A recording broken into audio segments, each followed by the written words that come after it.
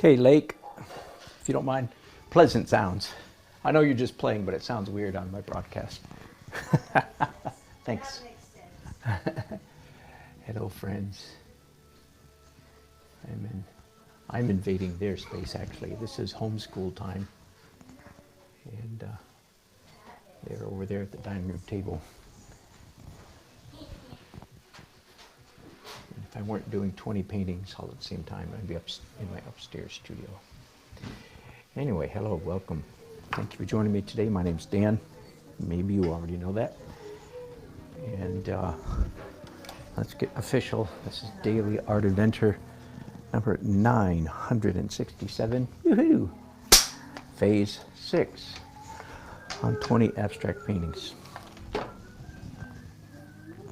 So what that means is this is the 6th time that I've tackled each of these paintings. I'm still in acrylics, going to oil soon. I've been debating inside myself because in many respects the paintings are quite, if I say so myself, they're quite adequate in their current condition. Do I really need to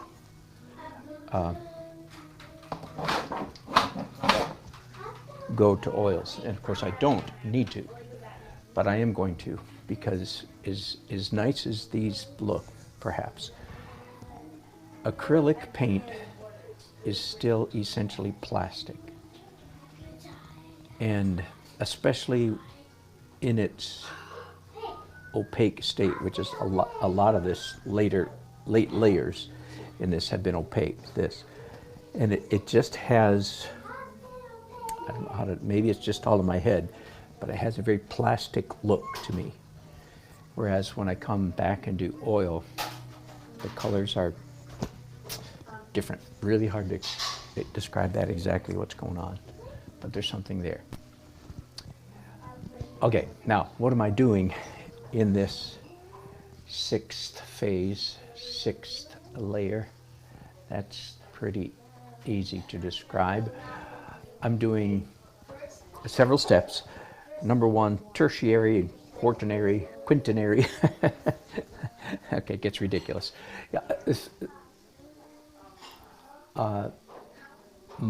small color highlights is what I'm doing in this last layer. For instance, there's a hint of purple down here that's already there on the canvas. So this is very typical of what I'm doing. It's not the only thing, but very typical.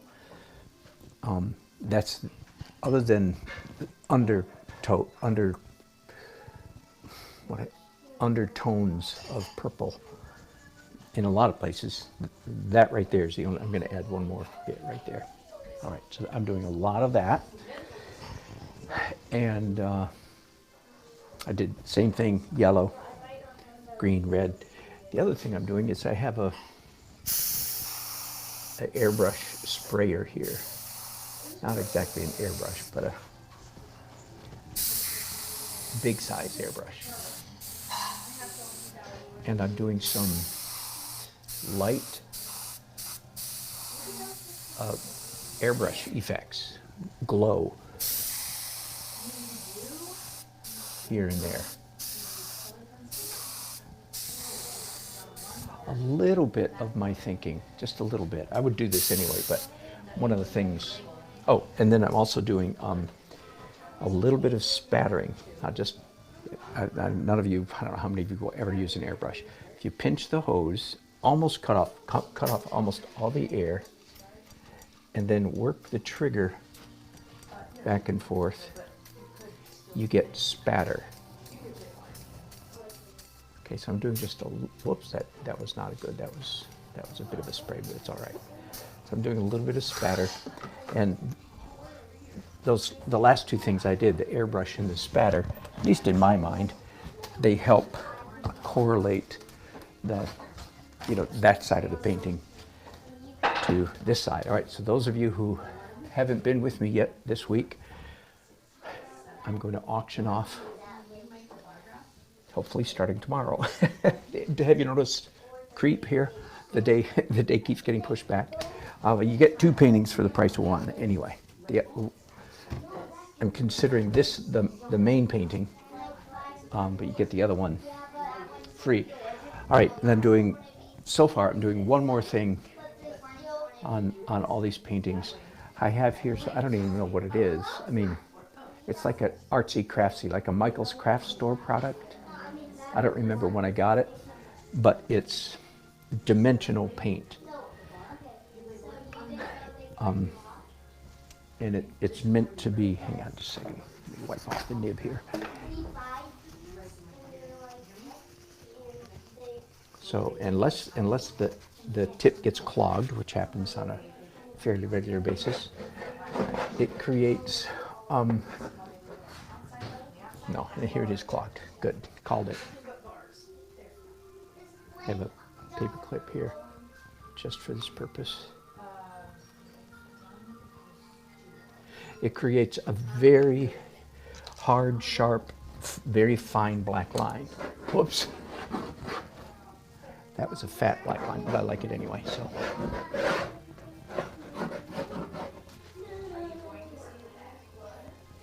In just a second, I'm going to pick you up and show you the,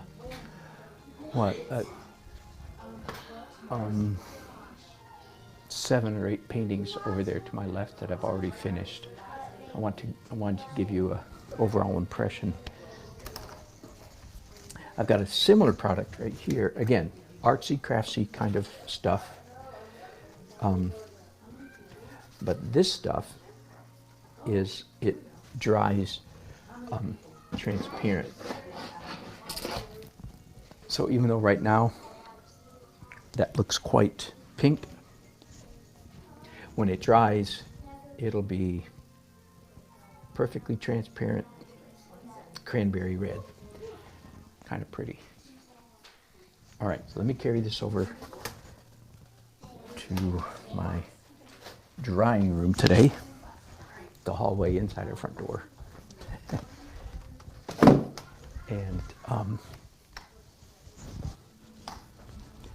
And then let me pick you up and give you a quick, and I'm sorry, Facebook people, once again, for some reason, you're operating with ambient sound instead of microphone sound. If you want a better broadcast, go to my YouTube channel. Whoa! You're getting quite the tour. There's the backside of there's the paintings ready to go. There's the backside of my studio. And here are the first 8 or so paintings. These are all ready, as soon as they dry, these are all ready to go to oil, okay? And I'm showing them to you so you can get kind of an overall look. The most obvious thing I will say about them right now is that there's a strong similarity between all of them. They're definitely part of a set. You can tell they were done at the same time. And hang on just a second, let me plug your power back in so you guys don't disappear on me in 20 minutes.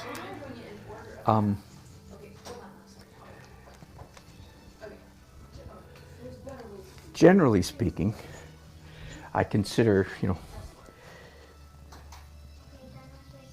when an artist, don't tell anybody I said this, but there are a number of artists whose all their paintings look the same. They've just done basically the same painting with minor variations for 20 years. Generally, I don't like that. Clearly, I'm falling into that same trap, if you will. That would be, once again, here they are, seen from a distance across the room. Okay, that you can tell they all have they all have this like big, bold, straight shapes, and then twiggy, skinny marks on top. And if you come back in 2, 3, 4, 5 years and I'm still doing that, then I think you can complain. As it is, that's just the way this series of abstracts. I have, I don't know, maybe 200 abstracts on my website already. When I'm finished, I'll have 40 more to put up there. And even though, yes, there's still similarity between, you can still be able to tell it's a Dan Nelson abstract. I've tried, I mentioned yesterday, I've tried breaking out and saying, well, I want to paint like somebody else. And maybe someday I will, I can. But when I've tried it in the past, those are the worst. They're not on my website. Those are the worst abstracts I've ever done. Or frankly, honestly, I painted over them. So what we see here with this, big, straight, a lot of vertical angles like this, vertical lines at a tilt, and then a lot of small stuff. That's just the way this series of abstracts is going. My goal is to try to create beautiful paintings within that style. Once again, here's the backside of number 19. By the way, a minute ago, this is some of that transparent red stuff. I don't know if you can even see it. You can barely see it. And it's dimensional. It has thickness. And it has glitter in it, too. My grandchildren love that. They were just thought that was the coolest thing, that I was using glitter glue. They called it glitter glue. Evidently, they have some kind of product. They thought it was fantastic that I was using glitter glue in my paintings. I didn't know it had a name. All right, so again, what I'm doing this last acrylic phase, I'm doing several things, but the first of which is looking for secondary color highlights. Like there's quite a bit of red on this already. I don't have to do red, but now I'm doing light red or pink on top of the red that's already here. And there's a bit of pink right there from the underneath, from the underpainting. The first 4 layers of my painting were mostly transparent. So that what you see on the canvas right now is the result of several layers of transparent acrylic, and some opaque, but mostly transparent. One point being then, so for instance, there's a green here. I did not mix up at any point green paint and put it on the canvas panel. The green here is a result, the accident of blue marks with yellow on top. Thus, they are now, okay, that's enough pink. That's quite a bit, actually. In fact, I don't like some of it, so hang on a second. I'm going to remove a little bit too much pink. Too much of a good thing here. There we go. So I did a yellow, I did pink. I'm going to do blue. There's some really nice blue bits here and there. And again, this phase 6 that I'm in right now, I'm not doing big, bold stuff. This is all, phase 6 is all small stuff. So I'm using the smallest brushes I've used so far in this process.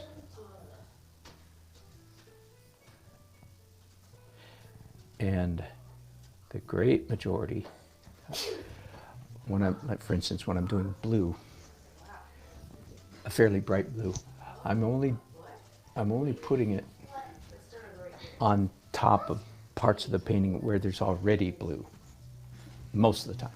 All right, I think I'm done with that. Hey, Lake. Sorry, sweetie. All right, now I'm doing the airbrush thing. Whoops, out of paint.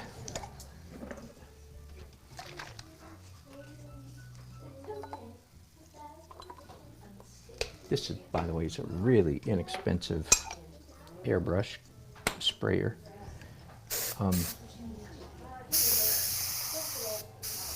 It just happens to be working. It just happens to be working just fine.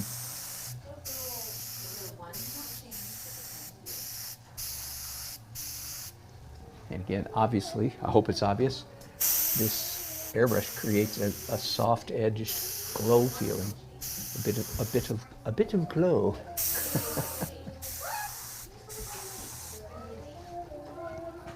Which, and thus creates even a little bit more of a light area, so contrast, focal point.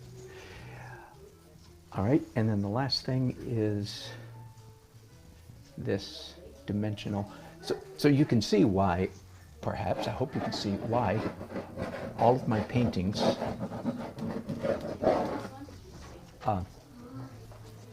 tend to look, all 20 of these paintings are tending to have a similar feel. It's quite obvious.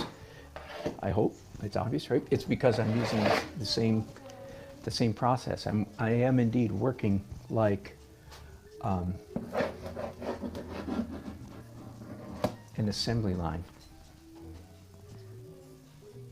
All right, and I have, this is layer 6. When I go to oil, I'll do a glaze over the whole thing. That'll be layer 7. Then I'll do dark details. That'll be layer 8. Then I'll do light highlights. That'll be layer 9. So when I'm done, there'll be 9 phases, stages, whatever. At least 9 and maybe more. So that's number 19. Let me put this over here to dry. And number 20. Ooh. I do like that feeling when you put a painting up and you feel encouraged by it instead of discouraged by it. Right, once again, there's a lot of red. There's actually a lot of another, for some reason, this series of paintings, these 20. By the way, you could ask me when I started these 20 paintings, did I have a vision? Did I know they would end up looking kind of like this? And the answer is absolutely not.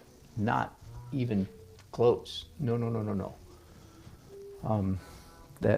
They are the product of process. All right, now there is absolutely no orange anywhere on this painting. So here I am not doing the opposite of what I usually do. That is to say, I'm applying a completely foreign color. Now there's no even hint of orange over here.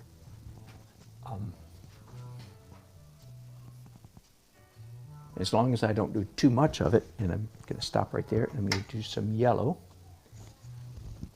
There's slight hints of yellow right there. But right now I'm just going to do, for a moment, I'm going to do yellow on top of the orange I just put down. So it's not a single color. And while I've got yellow, let's go up here and reinforce the bits of yellow that are there. That's probably, so do you understand in this phase I'm doing side lights, tiny bits of contrasting color. Maybe that's a good way. Hang on, I'm going to do a little bit of purple. There's quite a bit of purple, a lot of purple.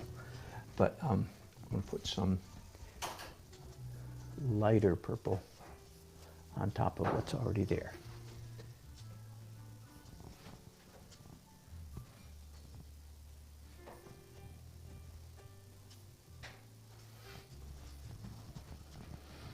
All right. Enough now. The airbrush thing.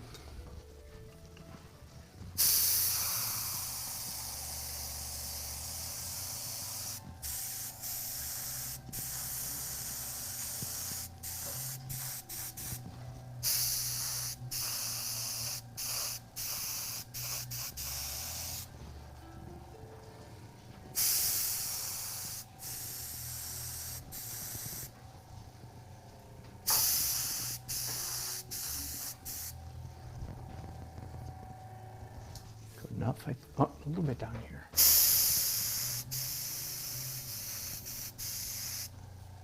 And now I pinch the hose and work the trigger back and forth, and I get a really nice spatter which again is help for what it's worth. I may probably just playing games with myself, but that creates a bit of a correlation to, I didn't show you what's on the back, did I?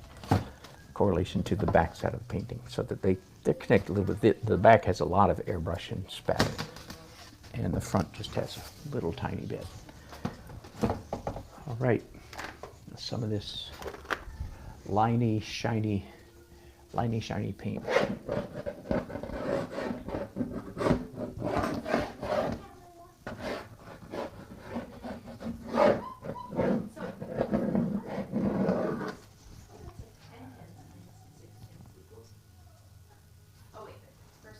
My red one is almost all out.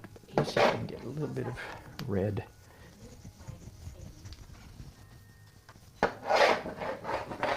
Yeah, good.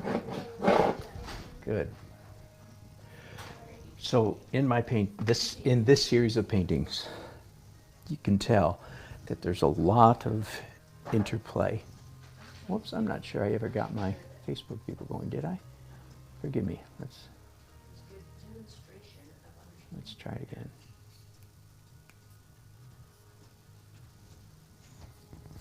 Huh.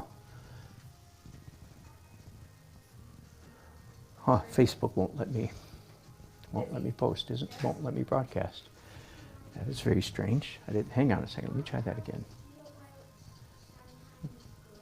Please note that continuous live streams are automatically deleted. Huh, I don't know what that means. Huh. Huh.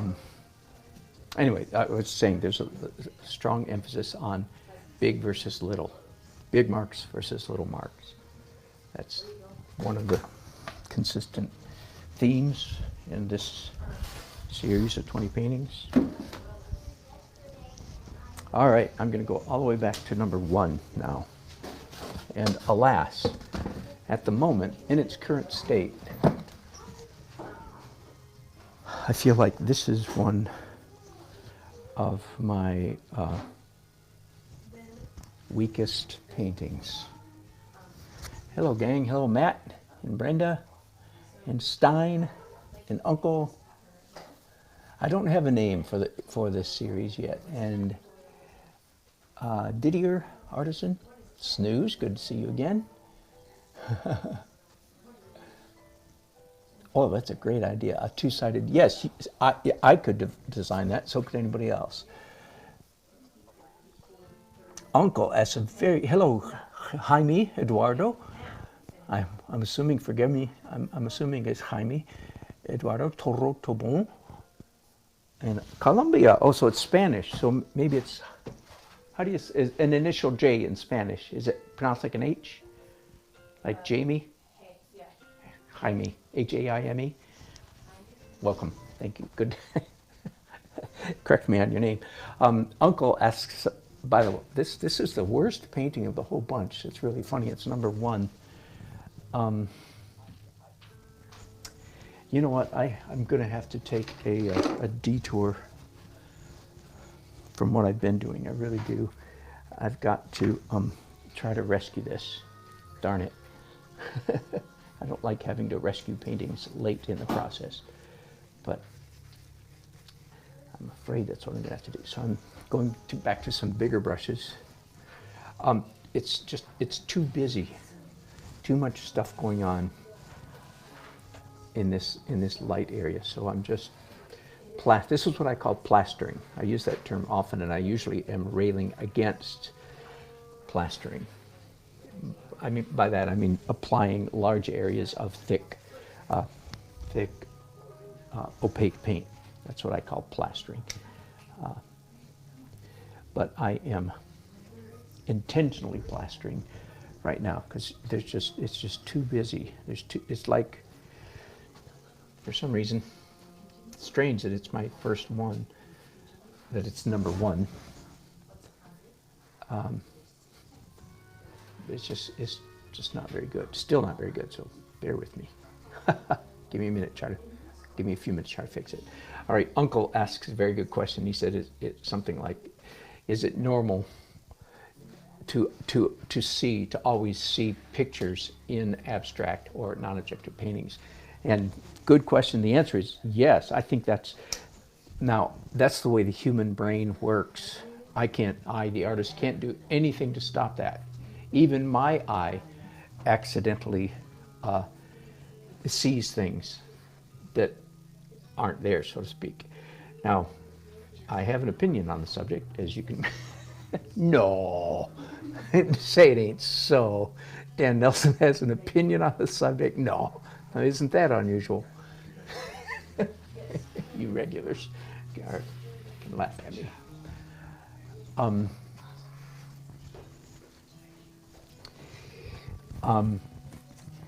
The human eye, the human mind,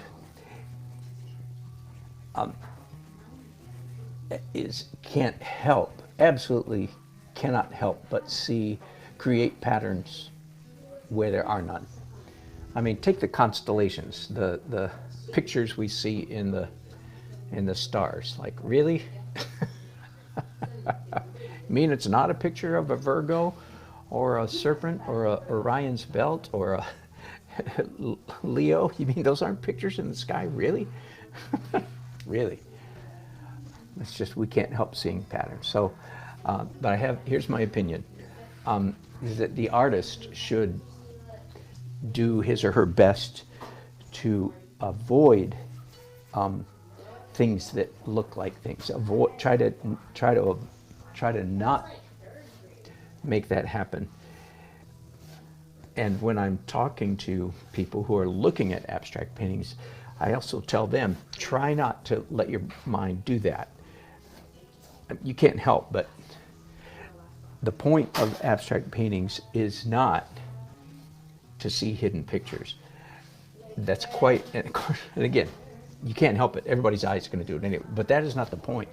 The point of abstract, literally, non-objective painting, the point of non-objective painting is to have dang,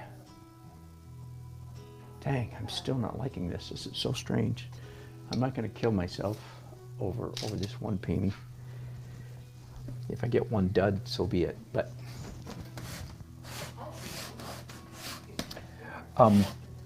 the point of a non-objective painting is to have a purely visual experience. For instance, I would say, what does this right here mean? What this means is a dull pink.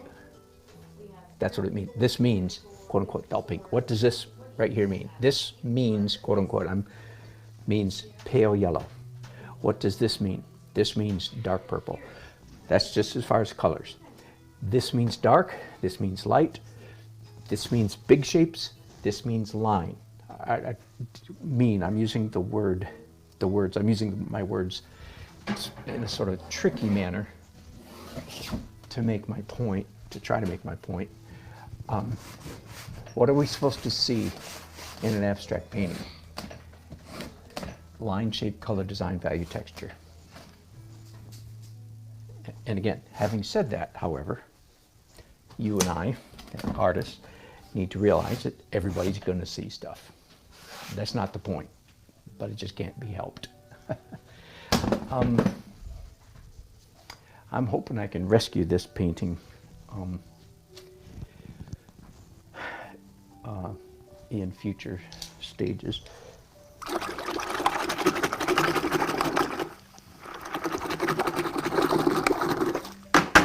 Swishing out these brushes. I have a 5-gallon bucket of water down there for cleaning stuff fast.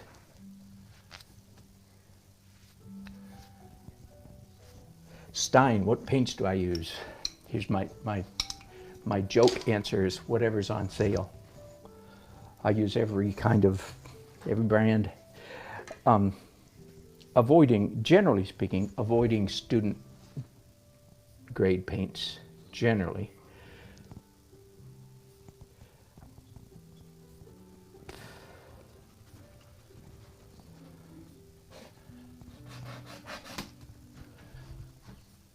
But the main problem with student paints, the main thing you have to watch out for is light fastness, archival quality. You just don't want to use paints that are going to fade on you. And believe it or not, the paint manufacturers do, some of them, they do manufacture paint that will, and ink that will fade on you. So pay attention to that and avoid those. Otherwise, there's nothing wrong with using cheap paint. Let me let you in on a little nasty little secret.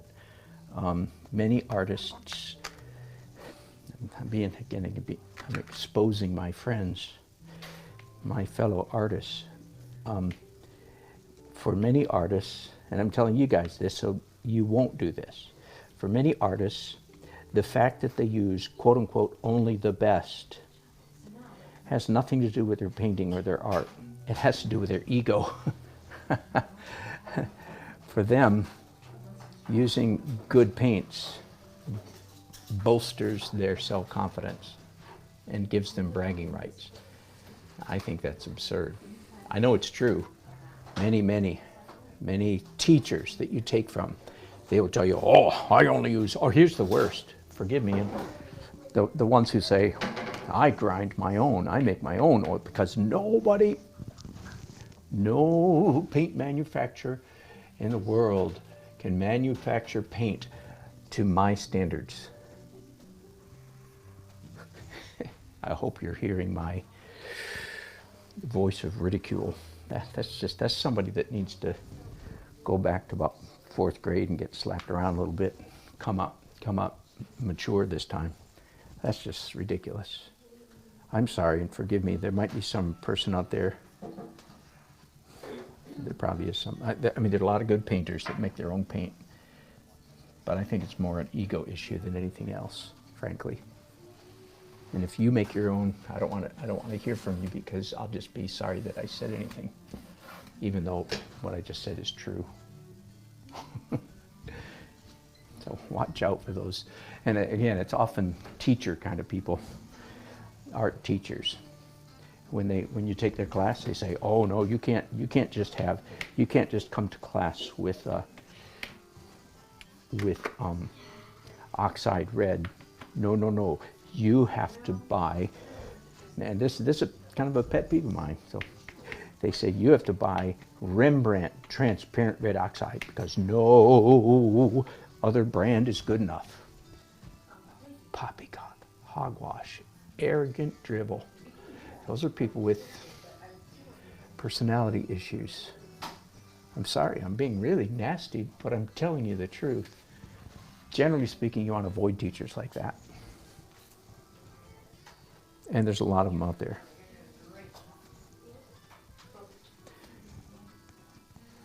When I teach a painting class, you know what part of the preparation for the class, you know what part I hate the most is when the place where I'm teaching, the gallery, whatever, the organization where I'm teaching, they says, okay, give us a supply list.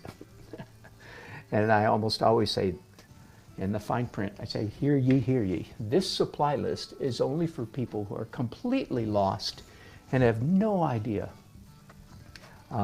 what kind of paint to buy or what color or anything else. That's who this list is for. If you're an experienced painter, you already know what you're doing. You just bring your paints, whatever the heck. If there's some one color or two colors that I happen to be in love with that I don't think you own, I'll tell you which colors those are. But there aren't any. I mean, I use a lot of oxide red. Funny, I used that example a minute ago. All right, this painting's getting a little better, by the way. I'm happy to say.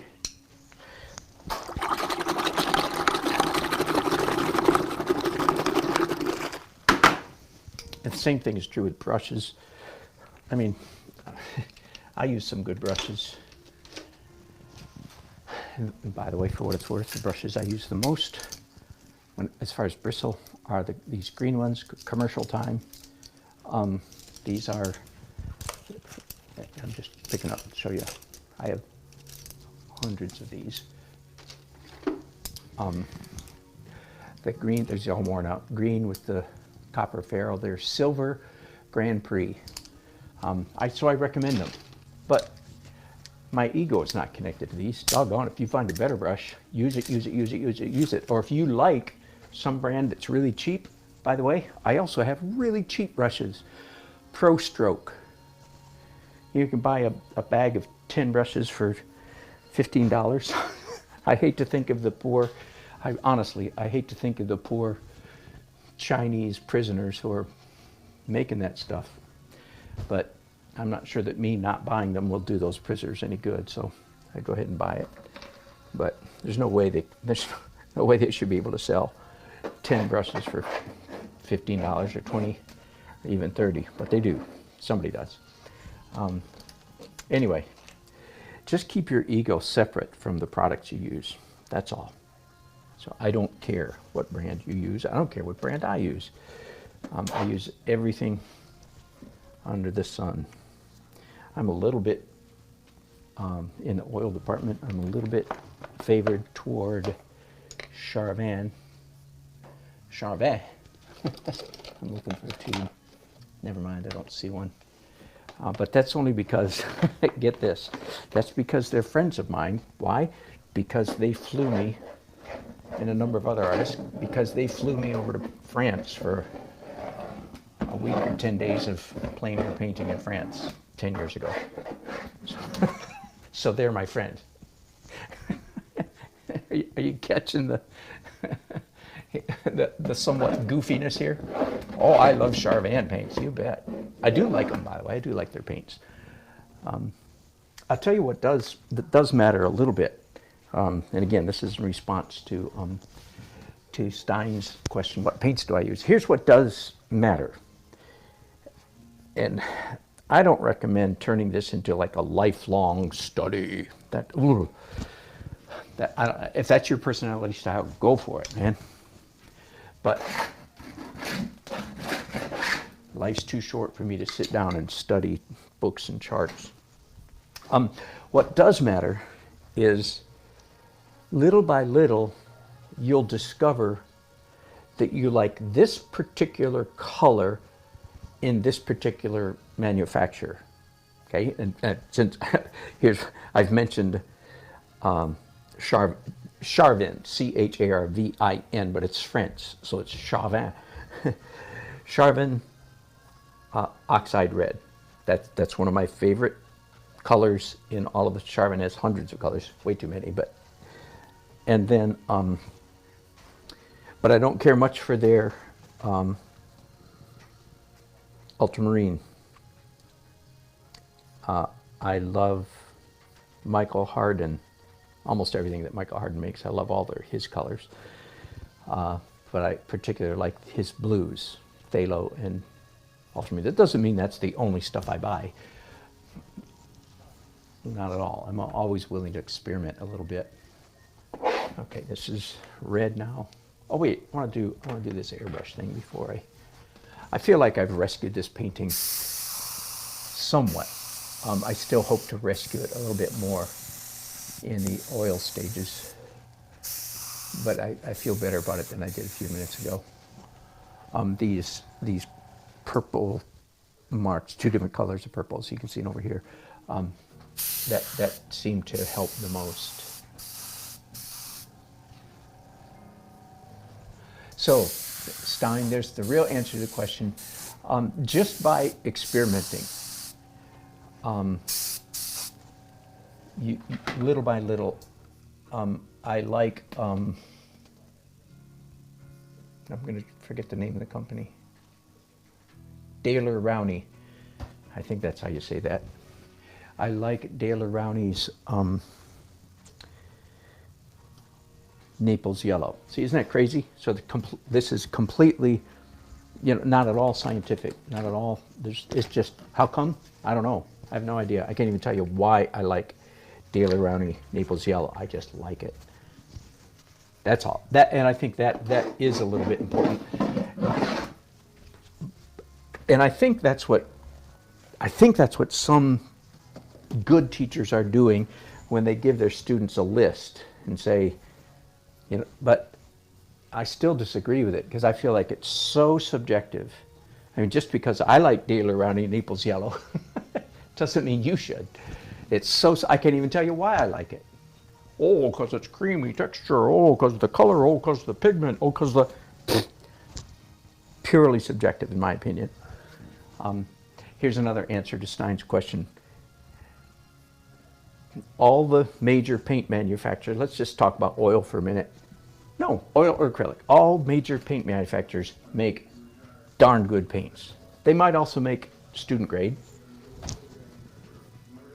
but they all make really, I mean, Rembrandt, you're going to manufacture in your studio something better than Rembrandt? I don't think so. I'm sorry. I'm picking on the artists who say there's nobody that makes it good enough for them. I'm calling, what's the word? I'm calling foul on that. I said, I don't believe that for a minute. You and your mortar and pestle, you can outdo the major paint manufacturers. Not a chance. And I've been to the factories where people manufacture paint, and I've seen, I mean, doggone, it's like a medical manufacturer. I mean, it's anyway. All right, let's stop talking about that. Stein, I'm glad you asked that question. I'm sorry I answered it for so long. Okay, here's number 2. I'm also not crazy about this one. Doggone, I really started out weak. So number 1 and number 2. Here's, ooh, I like that one though. That one's pretty. And again, I don't know how well you can see. Yeah, Izzy. Maybe you should put some blue on the number 1. Some blue? Some blue. Well, let me go look at number 1 and see if it needs blue. No, I'm okay. It's got bluish purple in it. I might do. I've got 2 more layers to go though, or 3 more. I mean, 3 more layers to go on all these. So it's very possible it will get some blue on it. What's wrong with this one?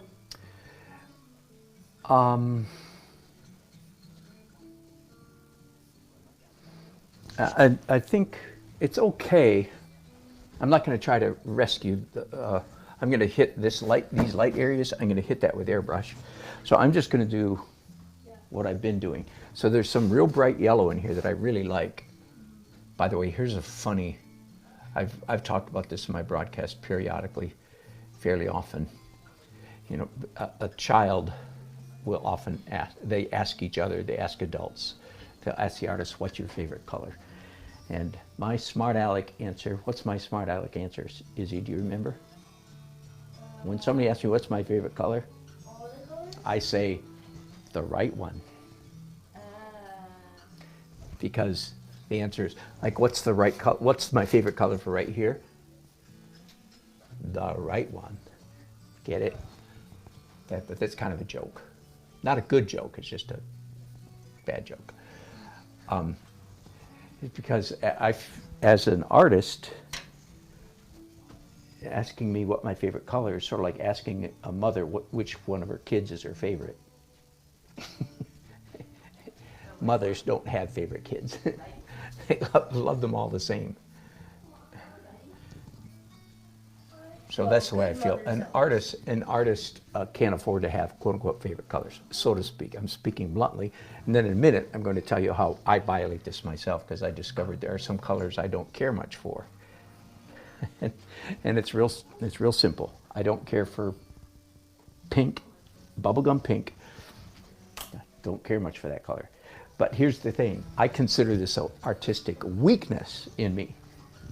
And once I discovered, here's the real story. And if you go back over my hundreds and hundreds of broadcasts, I don't know where they are, but which one, but you'll find this discussion occasionally. Once I discovered that, you know what, I don't like pink. Then after that, I made it a point to try to use pink in all of my paintings. I didn't ruin any paintings to do that, but it was just a sort of a fun little artistic mental game I played with myself. I like it when you do There are 2 colors. Hang on just a second. There's 2 colors I don't like. One is pink and the other is light yellow. cad yellow light, Hansel yellow, lemon yellow, cool, bright light yellow. I don't care much for it at all. And that's why when what got me on this topic was I had some of that here, and so I put some more. So that's me doing penance, if you will, for my immature dislike of the color yellow. So I actually literally sometimes make it a point, because there's nothing wrong with those colors, nothing wrong with pink, nothing wrong with yellow. And I think it's a weakness in me if I truly don't care much for some certain color. That's not an asset. That does not go in the plus column. That goes in the. Dan's a pretty good artist. Unfortunately, he has a weakness for not liking pink and yellow. Are you following me? That is honestly what I think. So I'm taking steps literally to get over it. I now have lavender. I like giving color names that aren't artsy. Lavender is definitely not an artsy color. This is light purple.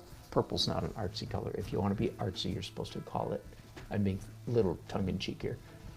If you want to be an artist, you don't use the word purple, you call it violet. Partly because ordinary people use the word purple, and you don't want to be caught using the same words that ordinary people use. Hey, listen, at least you can't accuse it. I am an equal opportunity offender.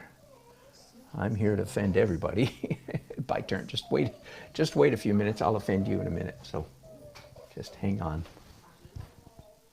All right, that's good enough. I don't know if it's good, but it's good enough. All right, now some airbrush.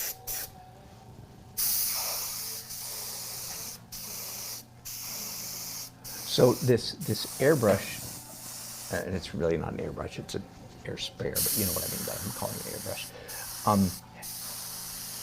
is a big de-energizer. That is, it's reducing visual energy because it's opaque, so it's covering up texture. And it's very obviously the single greatest aspect of it is soft edges. So I'm using the airbrush, quote unquote airbrush, to diminish energy, right? And that I've told you before. The concept of energy is one of the most important. Look at what color? Light purple. Is when I'm thinking about principles of design, levels of energy. See, higher energy, lower energy, not very low, but it's darker and not as colorful. This is higher energy because of the light, the contrast, the marks, the direction of the marks, and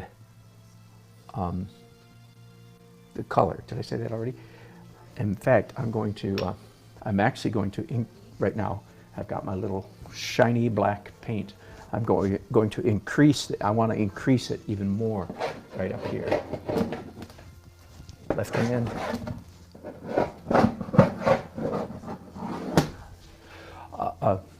Another principle, again, the more you have these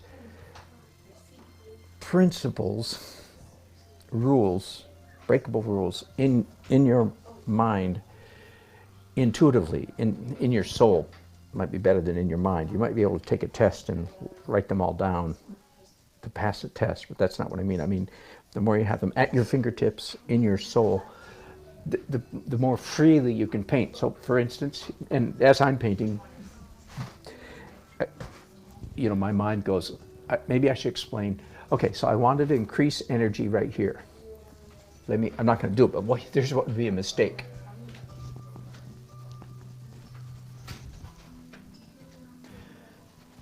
So I'm not doing that. I did that, but then look, I went completely off the painting up here and completely off the painting down here. That's in order to avoid what I sometimes call the donut hole syndrome. That is, you don't want an object, and the object here was simply sharp black lines. I don't want it completely contained within the boundaries of the painting. If I make it go off, it feels tethered, it feels grounded, it feels connected. Doesn't feel. We do the same thing again down here. All right. I think I'm done. Oh, I'm going to do one more thing. I didn't do any spattering. I don't have to do spattering on each painting, but this is where I'm squeezing the hose.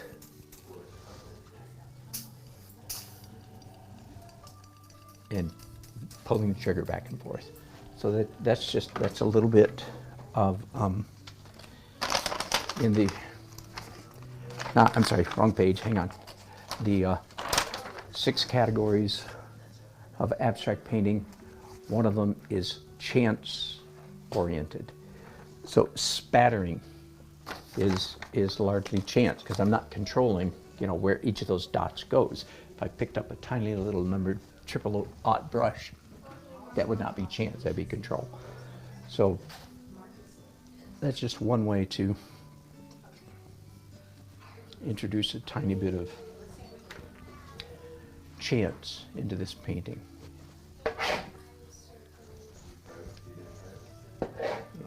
There we go. I did a red line there to balance, I'm not sure that's the word, but to dialogue with the red that's already there. Okay, put this down, and I'll be ready to go on number 3. Hey, Doug. Do you need me desperately? Well, you planned out the plywood, so I was wondering how you did that. We're only doing one side, right? Yeah. But that's right. Okay. And if I remember correctly, 48 was going to barely come to the frame, right? That's right. We're not going to be able to overhang the front. No. Right. You still want to try and overhang the sides? Yeah. About 2 inches? Yeah. One thing we could do on the front, do you have any drip edge? No, but that is a good idea. It might be worth a trip. It really should be there anyway, because otherwise the shoe, on the very end.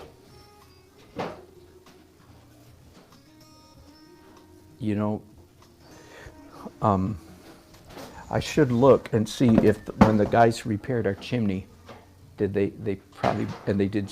probably bought some drip edge. There's a possibility it's on the far side of the small shed, because they put a bunch of their leftover stuff over there. I don't remember seeing it anywhere. If not, that'd probably be worth a trip to Lowe's, right? To buy drip edge, because otherwise that plywood's going to rot, right? Or more likely. Well, it helps protect it, yes. Yeah. And also gives you some support on Yes. where the shingles are coming up. Correct. You know? If you don't mind, go see if there's some out there. If not, let's go to Lowe's. Let me give you a credit card. This is my friend Doug, who repairs stuff. Didn't mean to interrupt. Here you go. Yeah, you don't even have to ask me if you don't find it out there. Go to Lowe's and buy some. Probably 1/8 foot length or something. Is there anything else we need while you're going? That's what I'm trying to. I think we've got plenty of caulk. What do you call it stuff? Silicone caulk. Now, one concern I have, if you have any ideas on it, that's a long, we don't have a break. That's a long, piece to try and bend that angle for the flashing that's going to go up against the house. I mean, to get it 6.5 feet long, and then get a crease in it, so to speak, at the top. There must be some way. They use a break. Yeah. We don't have one. Now, Dad in the old days would have had it over like, into a square table or something and just tapped it with a hammer, but that's hard to get it dead on. Yeah. And we want a nice, clean Yeah. I might have to come and help you when we get to that point. You know, a nice clean line at the top. So that's Correct. gonna be visible. Correct. There's stuff underneath the shingle that's invisible. Right. Do you follow my concern? Yes. Uh, I'm doing blue now. I don't know, should we check with Nancy and Alicia and know anybody to see if there's anything else needed? And it's a long run just for a piece of drip edge. It sure is. I know. Darn it. Alicia, do you know of anything you guys need from a hardware store like Lowe's? That was nice right there. Alicia, do you guys need anything? Doug's probably going to have to run to Lowe's in a minute. Okay. I'll try to think of something, Doug.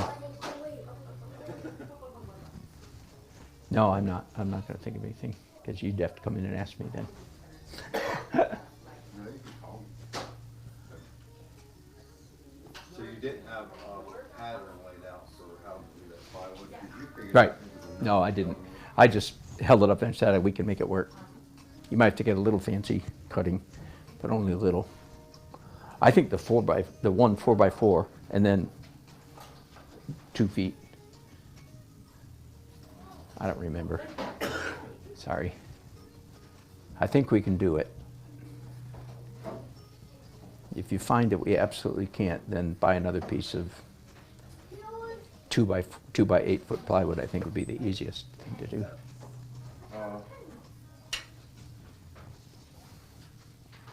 I should probably calculate that up for our run.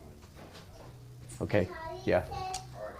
Okay. You said the small shed in the corner, Yeah, behind the small shed. Yeah.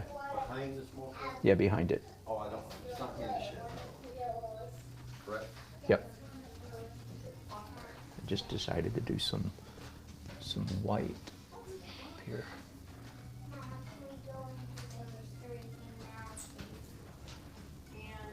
Once again, I'll be doing oil on top of all of these. A little while ago, I mentioned that I debated just leaving it acrylic. Certainly, these paintings are adequate, I think. I think they're adequate as they are. But here's what I've experienced many times in the past when I've considered leaving a painting finished in acrylics. Then when I do go to oil, and I go, "Whew, oh my goodness, it's so much better." I'm so glad I decided to do the oil. That's been a common experience, so I think that would be the way I would feel again. Hello, Brenda. Brenda says, I have overspray. I sure do. I mean, Radina says I have overspray. I sure do. I have it everywhere, Radina. It's all the paintings up there are tragically lost. Thankfully, they're not paintings that I like very much. So, except for that abstract, I like that. That was one of my first real, I'll say real abstract paintings I did about 12 years ago. That was instrumental in giving me confidence that, hey, I really can do abstract paintings. All right, I've spent enough time on number 3. Did I show you the back side of this one? I don't remember. There it is, greenish blue cosmos. Lots of details you guys probably can't see.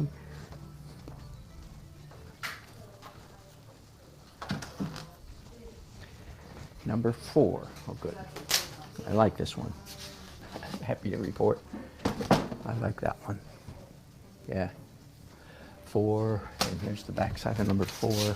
Also, this painting, interesting. You get blue on both sides. That's a little unusual. Both sides are bluish.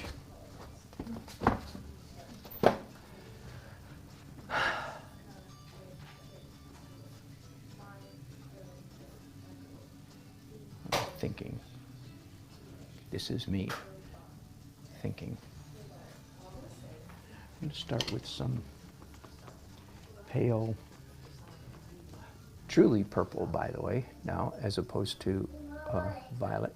I think, technically speaking, I keep making jokes about how, as artists, we're not supposed to use the word purple, because we don't sound very artsy if we use that word. But I think there actually is supposed to be a difference between purple and violet, and the answer is, and I could be wrong about this, but I think I'm right, that one of you guys can Google it for me. What's the difference between purple and violet? I think purple is redder than violet, in which case what I just put on there would be a true purple. And I'm not sure how much, which expert has the gall to claim such a thing anyway.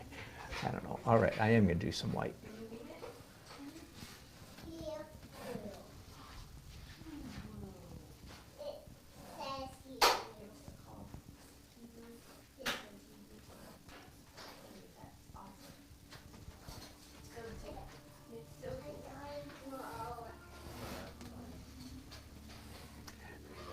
This brush is slightly dirty and has a very pale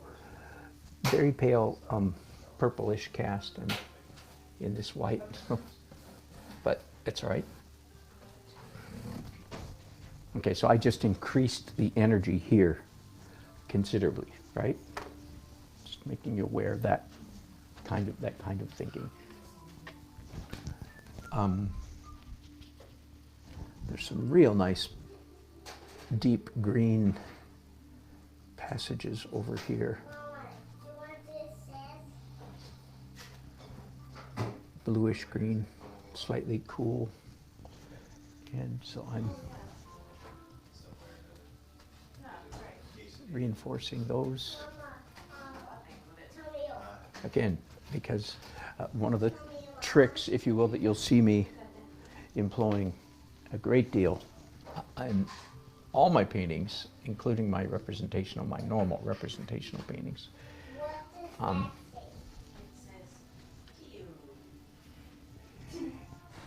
is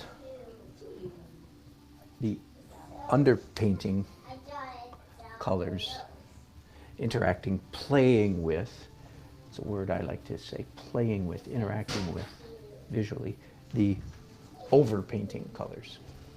We don't usually use the term overpainting, but sometimes I do, because my artwork has such a strong distinction between the over and the underpainting. So anyway, I use the term sometimes overpainting. So it's the fact that these two colors, here's the one I just put on, and is so close to this that our brain gets a kick out of that subtle distinction. In fact, our brain really gets a kick out of if it can't tell at first glance which color is over and which one is under. That's part of the fun of that. I don't have any red yet in this painting. Well, I do. I'm sorry. I don't have any bright red on top. I have hints of red underneath. Dark burgundy, maroon red, and I'm debating whether I want to. What does that say at the top of the page? And I'm going to, but I'm not with a bright red though. I'm going to use mixing up a kind of a plum color. I'm not sure what to call it exactly. Fairly light. No, mid-tone, dirty pink. There we go. I already mentioned that pink is maybe my least favorite color. Therefore, I look for excuses to use it. Because as an artist, I don't think I should have a color I don't like.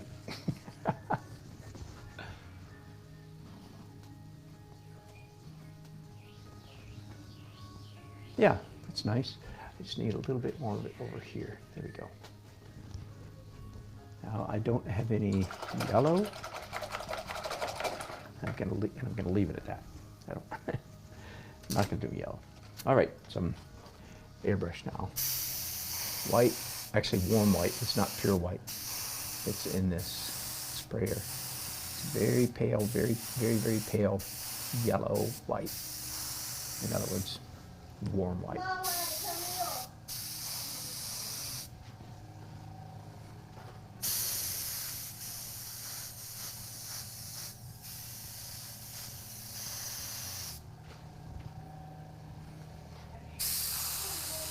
Mama, what's the texture? And perhaps a little bit of spattering. Again, squeeze the hose so there's almost no air coming out. Tiny, tiny, tiny bit of air, and then work the trigger back and forth. The same thing works with a real airbrush, by the way. There we go. So a little bit of chance, accidental stuff, uncontrolled stuff happening. And finally then, ooh, look what I just found. Let's see if this works. This is like a large version of this. I didn't realize I had it. Slightly different product, but essentially the base, a slightly different manufacturer, basically the same idea. Dimensional, thick, black. All I need to do is get it to come out.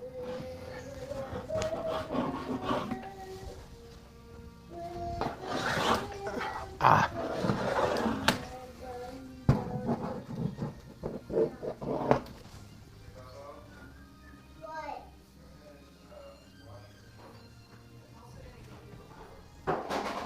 I'll have to work on that one. That bottle doesn't work all that well.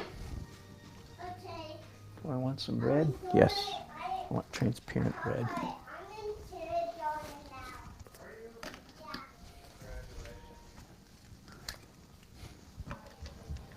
Yeah. Peter, What? I'm in kindergarten now. You're in kindergarten now?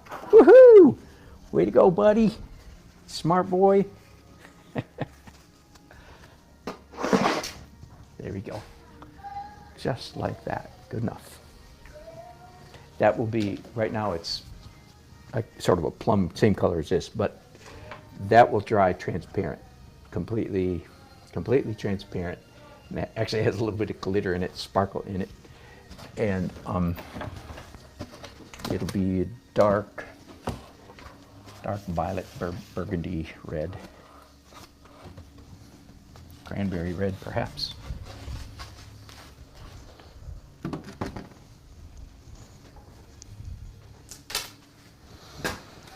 All right, and a green one. Ooh, I like this one. And here's the back side. Good, they're not the same color. Purple, blue on this side, and very green on this side. Now, here's this painting stands out among the paintings I've been doing because there's no light. You know, the lightest area of this painting is about a number 3 value, which breaks my usual rule. I'm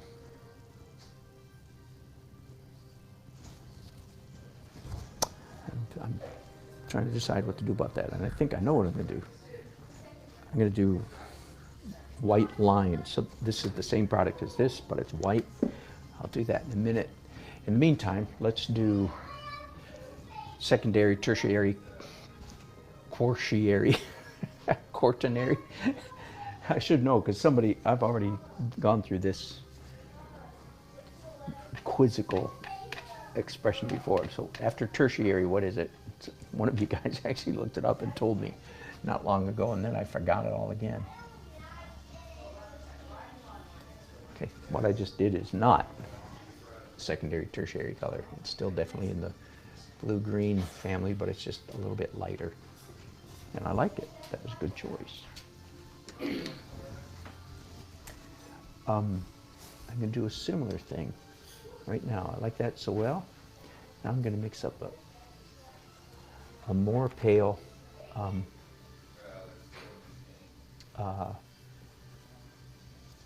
yellow-green.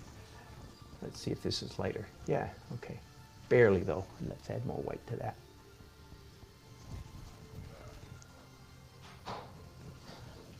You get clearly here the energy, high energy is right here, and I'm adding even more energy to it by adding light contrast.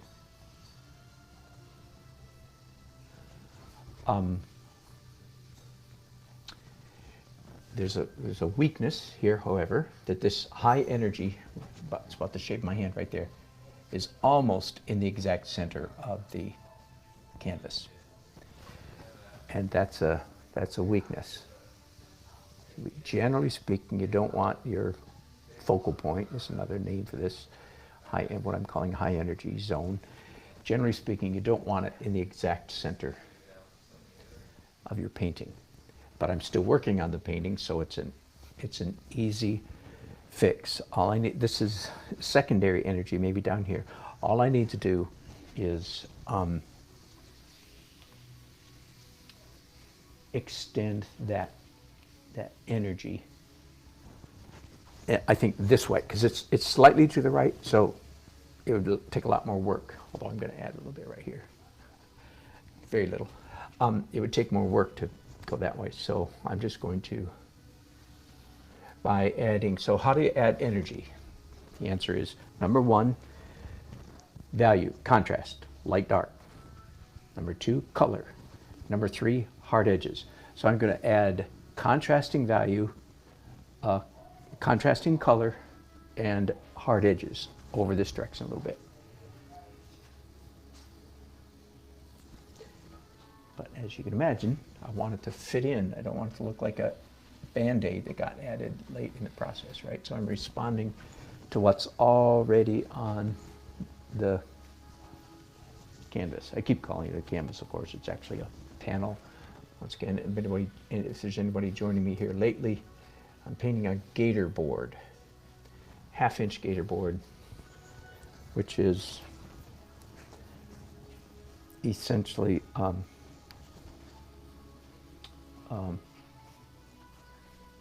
industrial strength foam core. Very, very archivally stable. Should last 1,000 years if it doesn't get punched. It can be broken, but it's pretty stable stuff. Quarter-inch stuff is pretty unstable unless you're doing tiny little paintings. It comes in various thicknesses.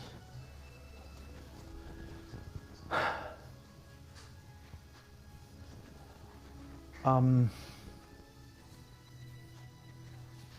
going to pick up this big bottle that I used a minute ago, try it again, see if I can get it to behave.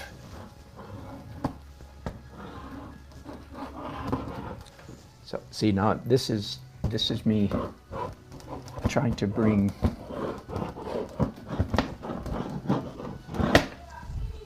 there we go. There's quite a bit more energy now. So this is still the high energy, but there's enough energy here that it doesn't feel like it's right in the smack dab in the middle of the painting. Am I making sense to you? I hope so.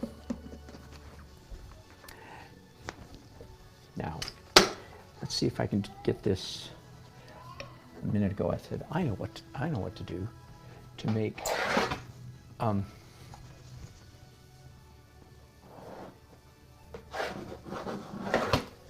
to give me some, instead of doing light areas, I'm just going to do some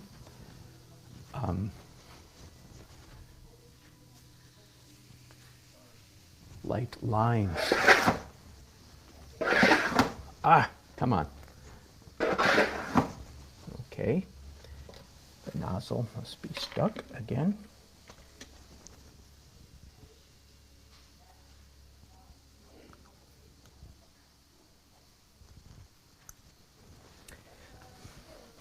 I'm going to make the orifice slightly larger by cutting off the tip here.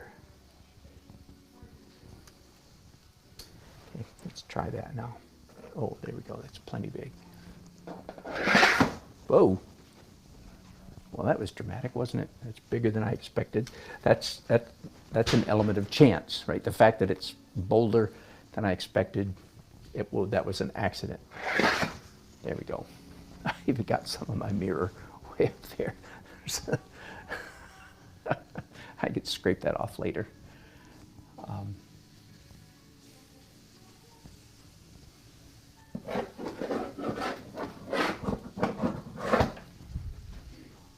All right, that's enough. It might be too much. Too late now. I do want to do a tiny bit of red here, though. However, that will really be. You see, there is red here. I'm just going to give it some more red, and if there's some over there, there will be some over here.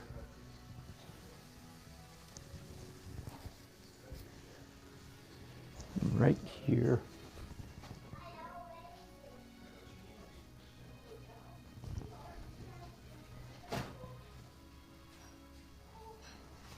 Okay, that is, as you can tell, is extremely high energy. Because the whole painting is green, and it's got this complementary color bits. So that's, again, for better or worse, that's high energy. I like it. It is better, by the way. It's not worse, it's better.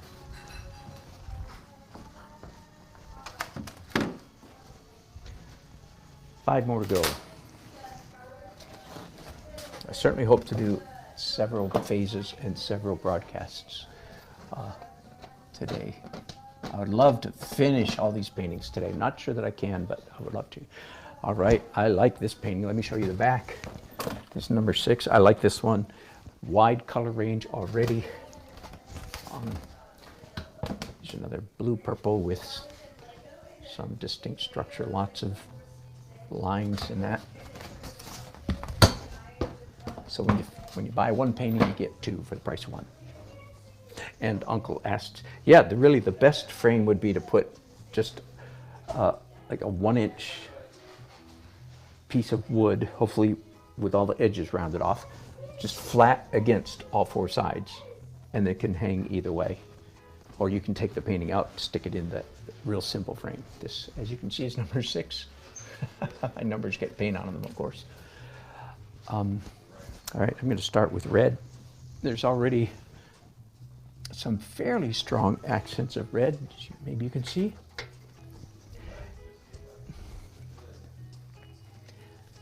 I'm going to mix up a little orange and white with this red to make it lighter and warmer. Kind of a hot pink color right now. I kind of like it. Hot pink, I don't mind. It's bubblegum pink. And I'm probably very culturally, what's the word? You know, I can't remember the last time I chewed or you saw a piece of bubblegum.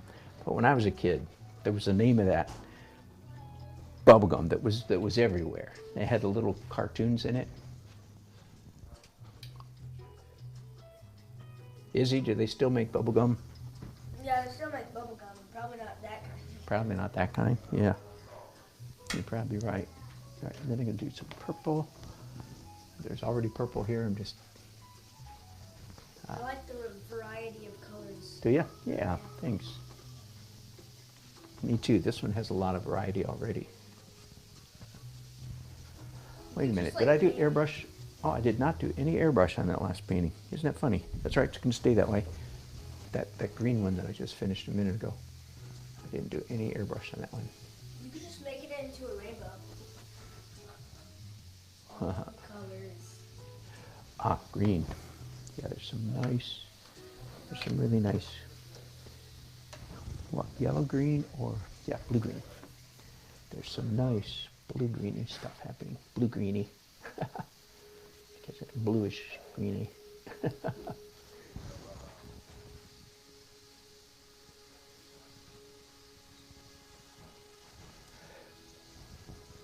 One of the objectives that I had consciously in mind when I started these 20 abstracts was, in contrast to many of my earlier abstracts, and it's been a couple years since I did this. By the way, what you see me doing here, by the way, this assembly line approach to abstract painting, I'm sure some people do it somewhere, but I don't know anybody that does it this way. This is my own idiosyncrasy that I prefer to do abstract paintings in an assembly line manner.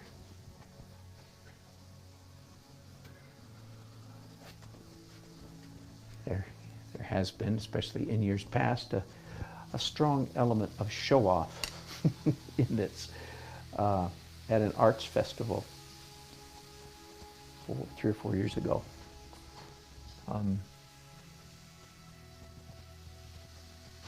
In one long weekend, a 4-day weekend, Thursday, Friday, Saturday, Sunday, I did 100 abstract paintings. Now that's easy. The hard part is doing 100 good abstract paintings. And I succeeded in doing 100 paintings. And in hindsight, I think I succeeded in doing about 80, 75 or 80 good abstracts. So even that's quite a bit, but I was pushing, really pushing the limit, trying to find out, you know, how many. They were long days, believe me. 14-hour days, I think, of painting. All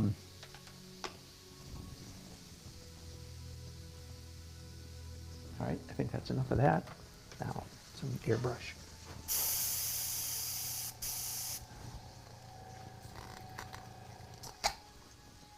Oh, there's still paint in there. Okay, there we go. Whoops. Welcome to the wonderful world of airbrushing, where stuff goes wrong all the time.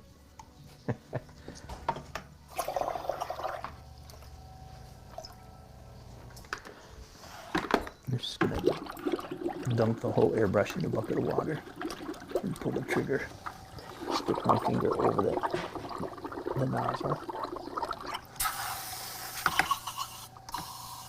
Let's see now if it does any better. That's a very rude, crude way to clean your airbrush. To dunk the whole thing under water, spray it. Let's see, because usually what's happening is there's some little part of the pipeline down there gets clogged, and then there we go. Did the job. Yahoo.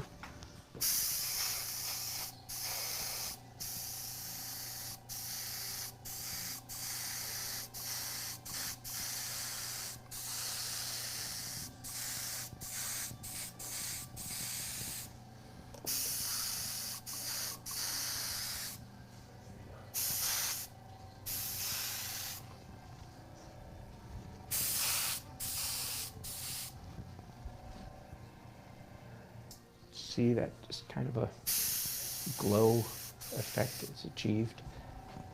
All right, now squeezing the hose and working the trigger back and forth. So it's just a tiniest bit of air is getting through, and it causes it to spatter. You can do this with a real airbrush too. I learned that from Drew Blair.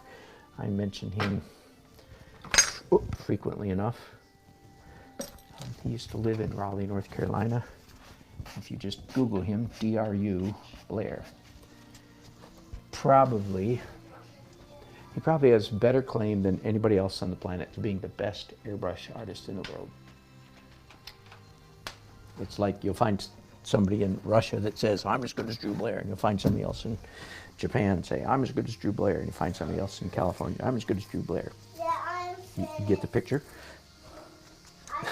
But there, he's the standard. And he used to live in Raleigh. And so I learned, I had the distinct luck of being able to learn from him many years ago. That's one of the little tricks I learned from him.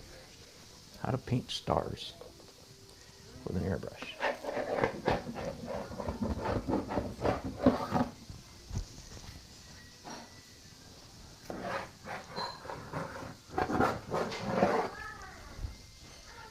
this, I don't know how well you can see this.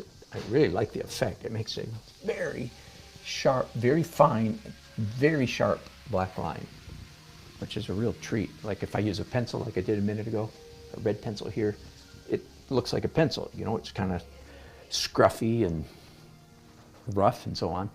And this is just delightful, razor sharp edge. So it's a very high energy tool, right? Using the term energy. So I increase the energy here and here especially, which is exactly what I want. All right, that's number 6.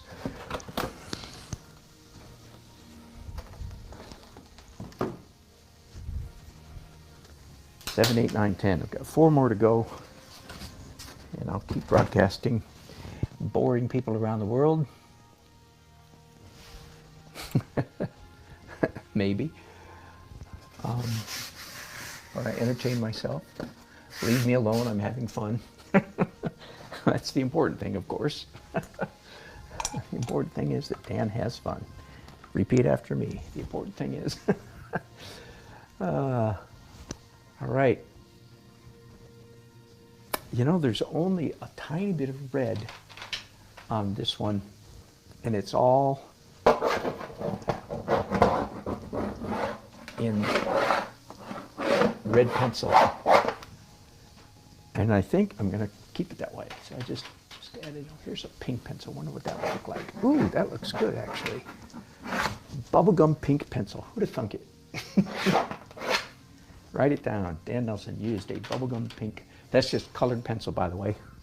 Plain old colored pencil.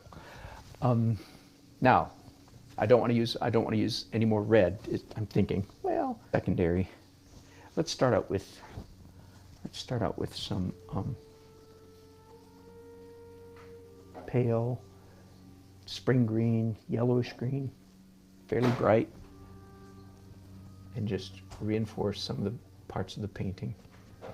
By the way, here's a little weakness I am encountering here by using, see, I just put those 2 marks. Look how close similar they are to these marks. Slightly smaller brush. But that's a weakness. Generally speaking, you don't want people, here's a weird thing. You don't want people to know how big your brush was.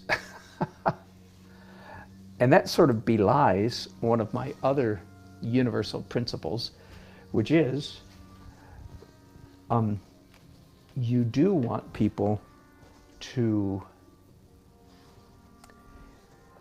discern, to see, to be able to discern your marks. In other words, a big part of the pleasure of looking at a painting or drawing is seeing human being was here, seeing marks that are obvious. The viewer can tell, oh yeah, I see the artist did this or that or thus and so with their hand or their brush or their pencil.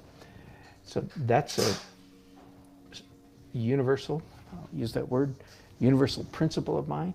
That's what makes painting beautiful, is the viewer can see, oh, human being was here. Somebody like me, somebody with arms and hands, kind of like myself, was here and made these marks. So that's the principle. But what I just mentioned a minute ago sort of goes against that, because for some reason, even though generally we want people to be able to see that we made a mark and how we made a mark, in contrast to that, people don't like to see that you used the same size brush here and there and here and there and here and there. In fact, I've talked myself into it. I'm going to actually pick up a larger brush and remake some of those marks. So those 2 principles kind of are at odds with each other. And I'm not sure how to explain that, except I know it's true. I think I sort of do know how to explain it. It is this, that when people can see what size brush you used, and they see the same thickness here and there and here and there and here and there, that's just boring. That just goes under the criticism of repetitious, not a pleasant kind of repetitiousness. Whew, crazy. stumbling over myself. Okay, is there a tertiary color that I want to do here? So far I haven't really, other than the skinny pencil, which I think I like it. The only red on this is going to be the skinny pencil.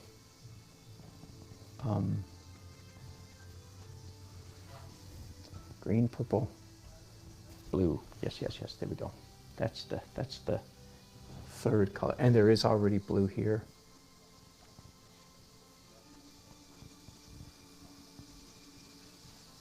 By the way, that business about not using the same brush, I read somewhere years ago some young painter had done a lovely painting, and for some reason I remember it was a woman. Doesn't matter at all, but she boasted, she crowed.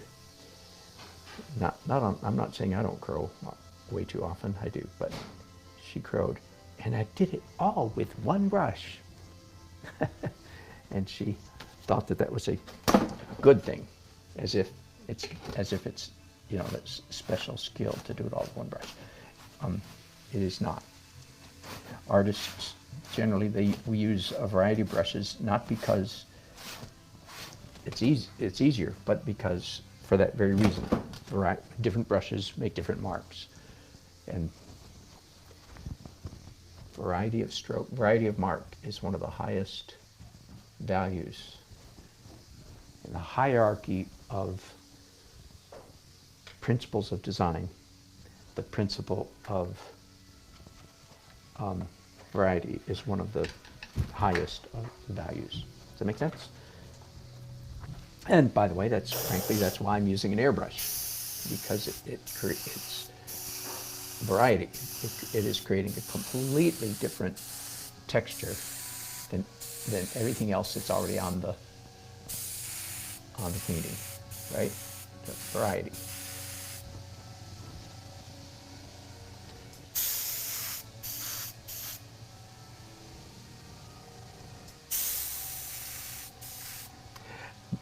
The one thing you should understand is these paintings are not finished yet, and especially the white, warm white airbrush that I'm doing is not going to stay this color necessarily. Probably not, certainly not exactly this color. Oh, let me do some spattering here too, because I'm doing the very next thing I'm doing after this is I'm switching to oil. And I'm going to glaze the whole canvas, quote unquote, the whole panel, right? I'm going to glaze, do color, transparent color in oil, and it will be beautiful. Your next question might be, well, what color are you going to glaze? And the answer is, okay, I'll walk you through the hang on just a minute. Yeah, I want some of this skinny black stuff again. I pretty much give the same routine every time in my representational painting, in my classes, when we get to the point of glazing. Here's what I require the students. The students must say this. I'm serious. They must look at their painting, put their chin on their hand. That part is optional. But they must look at it and say, I like it pretty much. You wouldn't believe how many students choke, gag, nearly suffocate themselves trying to get the words out, I like it pretty much, because they've developed a very bad habit of hypercritical, criticizing their own work in an unrealistic way. So I require them to say, I like it pretty much. I just wish it was more blank, and the blank is a color. They can't say, I like it pretty much, I wish it was more better. No. And also they can't say darker or lighter. It's not a values issue, because when you do a transparent glaze, the whole canvas is going to get what, lighter or darker?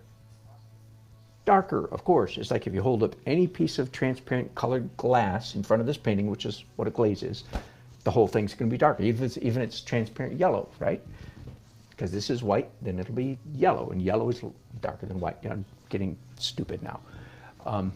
So they have to say a color, and generally speaking, like let me jump ahead and play that game with you right now. I'll say, here's painting number 7. I'll put my hand on my chin and say, I like it pretty much, which I do, and I'm not lying. So I really do like it pretty much. But I wish it was more, well, in this case, I'm going to use the opposite. Instead of saying more, I'm going to say, I wish it was less. The answer is, I wish it was less green. Now, I like green, and I'm happy for it to be a green painting, but in my mind, it's just a little bit too green of a painting. Does that make sense? So that means I'm going to anti-green it, which is, what is anti-green? Color wheel, red, that's right. So it sounds pretty ridiculous, audacious, extreme to say, I'm going to glaze this painting in red. That's the wrong image just came to your mind. I am going to anti-green it, which technically means I am going to put red on it, but not fire engine red. And it's transparent. It could be thin. It could be so subtle. So subtle. Right? And of course, let me finish, just in case you missed this next broadcast. Not only am I going to probably anti-green it. That could mean, by the way, that I could blue it. I could do blue, because that's also anti-green. I could do purple, which is actually a little safer than red, because there's already purple here. But I do more than one glaze. I call it a single layer of transparency, but it can be made up of many different or several different colors. So I don't want this area in here to be pink. So I probably won't anti-red this area. This area is more likely to get oxide red, which is brown, which is really an yellow-orange color. So I just will warm that up. And again, I'm not committing myself to this. I'm just giving you the thought process. But when I'm done, the colors here will be so much richer. Like right now, this is kind of a boring, flat plastic green, as is all this, and plastic purple. They'll have, let's say, brown on top of it, a real beautiful orange brown, real thin, or maybe blue. Again, I don't know. Let me keep painting, and I hope that all makes sense to you. Hello, Michael.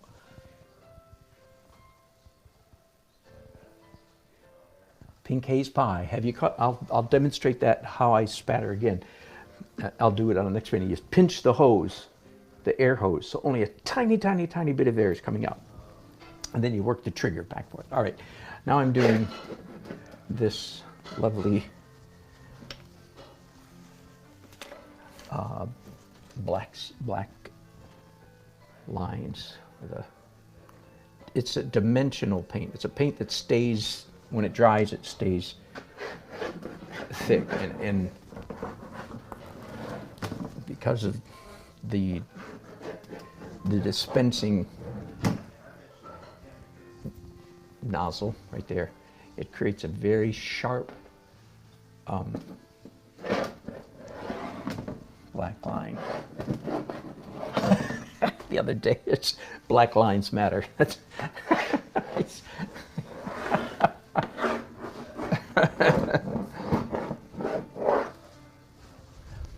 Black lines do matter. Oh, all right. That's number 7.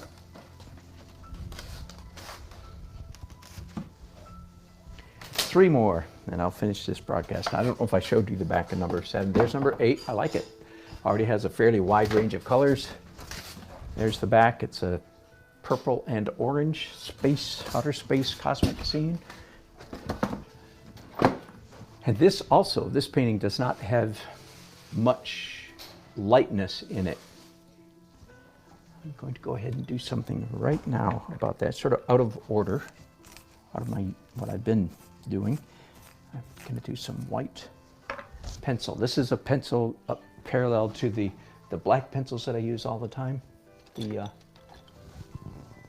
Jerry's Artorama Jumbo Jet Black. This is the Jumbo Jet White.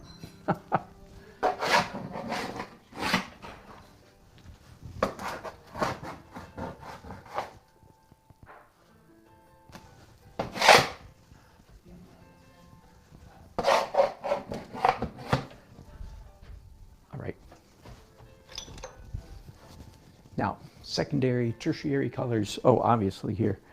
Obviously, I want to push some red There's already hints of red, dirty red on the canvas, which of course is a panel, blah, blah, blah, you know that. I just call it canvas as a matter of tradition, so you know what I'm talking about.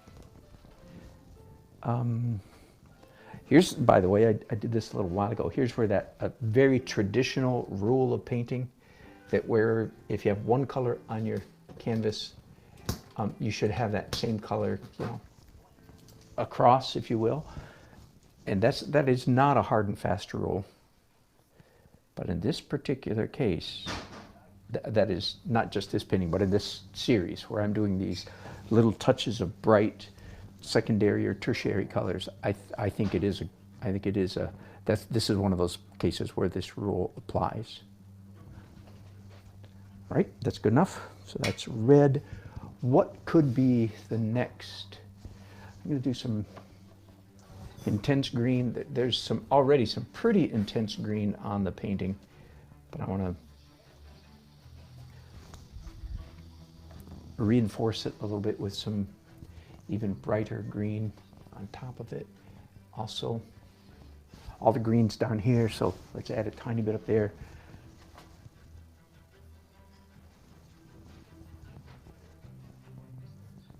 All right, is there another, is it begging? It's got blue, red, green, brown.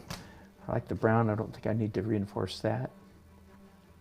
Yeah, I'm actually going to do, I haven't done this on any of the other paintings, I don't think. I'm going to paint some fairly fine white light, and this is high energy, really. Right now, where is the highest energy on this painting? Well, it's really all the way up here. And that's it's okay, a little bit risky that there's about as much energy up here as there is down here. So recognizing that and say, well, let's pull some energy down here, and you can hardly get more energetic than pure white, unless it's a pure opaque, yellow or orange or something. Or but white, pure white is very high on the energy scale. So I've just now. This is competing with that a little bit. In fact, I think it's competing so much that I want to make it. I really would like to. I like that up there, but I want more energy down here. I think that's enough white. I don't want to do any more than that, but I do want a kind of a neutral gray, pale gray. So I'm just literally mixing up in the middle of my mixing table over here. A hodgepodge of colors that are already here. Take the colors that are kind of running together. Here, let me show you, by the way. So here's my Stay Wet palette. I can't tip it any more than my brushes will fall off. But as you can see, it started out nice and neat. Does that mean, yeah, do you get it? It started out with all the colors separated. I've been painting for 2 days using that same Stay Wet palette. So they've all just run together. So I'm using that to my advantage right now. That's enough of that. How about some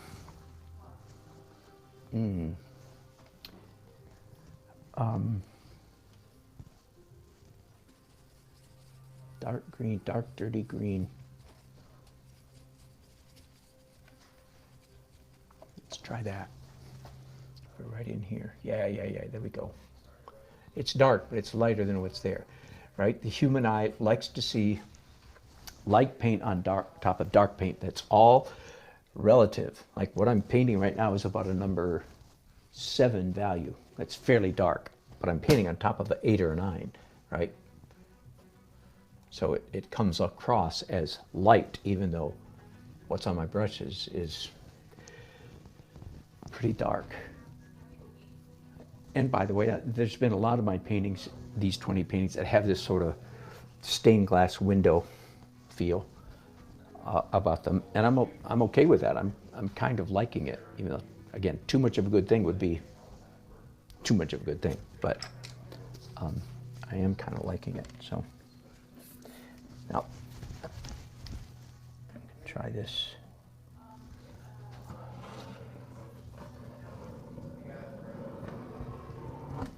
I did that one, you may have seen me a few minutes ago, that one white pencil stroke that went this way. That was pretty strong break, a strong departure from everything else that was already on the canvas. But now I've now backed it up, so to speak, with some bold black lines. Every time I say that now, I'm hearing in the back of my mind, yeah, and black lines matter.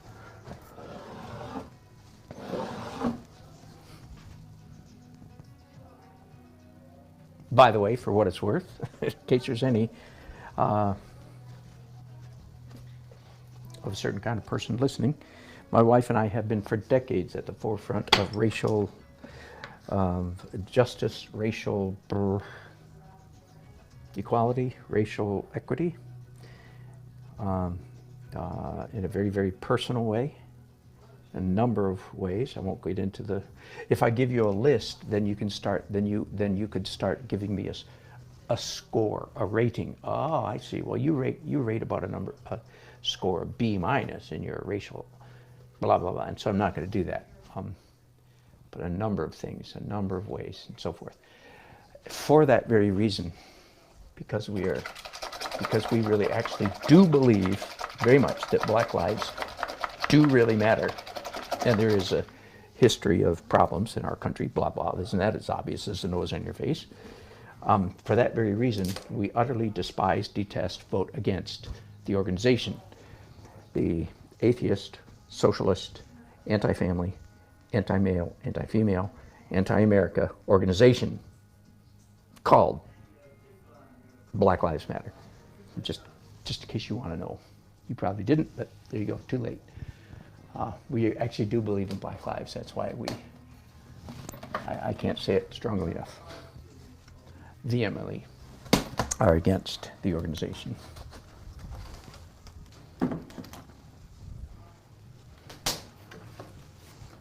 The more you research unless you're really diehard all those things, atheist, socialist, anti-family, anti-male, anti-female, anti-marriage, anti-America, if you're all those things, and you love Black Lives Matter because they are your people, but if you're just kind of a more balanced individual, then of course, the more you research into Black Lives Matter, the more you'll find that they're not about black lives. They're anti-capitalist, anti-democratic. Do you know when, by the way, just for what it's worth, and this is not a secret, you can find it yourself. Do you know when they're chanting the names of the people who have died? This is by their own admission. This is not like some conspiracy theory. The organizers of Black Lives Matter say, when we do that, we are practicing witchcraft. Well, it doesn't matter whether you think witchcraft is real or not. They believe it is. And they're practicing this ancient tradition of chanting the names of the dead to bring power, to bring the powers of the ancestors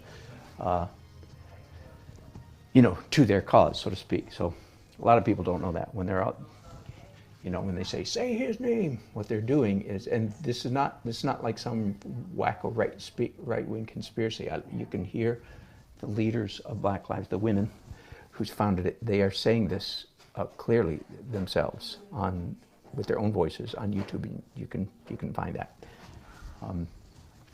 They're actually literally. Now you might think witchcraft is wonderful, in which case you're going to think that what I'm saying is like, yeah, so what's wrong with that? Okay, good. Then that's a different conversation. But many people have no idea. Many people do not know that that's what's going on. So there you go. I usually don't get political here, but I wouldn't even call that political. I would call that spiritual. And just because if you do believe in witchcraft, doesn't mean I hate you. Quite the contrary, right? I disagree with you, but doesn't mean I hate you. Hate is in the purview of the other side.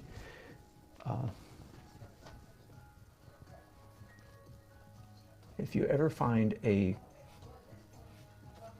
someone who claims to be a Christian who traffics in hate, please understand that person is not a Christian, okay? right? I mean, Jesus said emphatically and repeatedly, love your enemies, bless those who persecute you. I mean, that's one of the clearest, most emphatic teachings of the Christ is you love your enemies. So again, if you ever encounter somebody who claims to be a Christian and they're full of faith, please understand that they are not a Christian, okay? Or they're a terribly, terribly, terribly confused one. Anyway, so if you're a witch, I love you, bless you, pray for you. And that doesn't mean like a sanctimonious, hate-filled prayer. No, it means may the God of the universe bless your soul. Or as I like to say, I don't start with blessing your soul. We start with bless your cat. Oh, not because you're a witch. That was an accident. You know, I say that to everybody. Bless your cat, bless your dog, bless your grass, bless your... This is indeed how I pray for people I disagree with, especially if I'm upset at them, if I'm tempted to be upset at them. I start by blessing their tangential issues. I bless your grass, your car, your finances, your relationships, your neighbors, your spouse, your children, your job, your finances. I do, and I'm speaking of crazy people believing crazy things. I believe I actually have power in the cosmos, that when I speak blessing, it actually matters. By the way, you probably believe that too, and you're mystified by, you actually do believe it, and you experience it, and you don't know where to put this.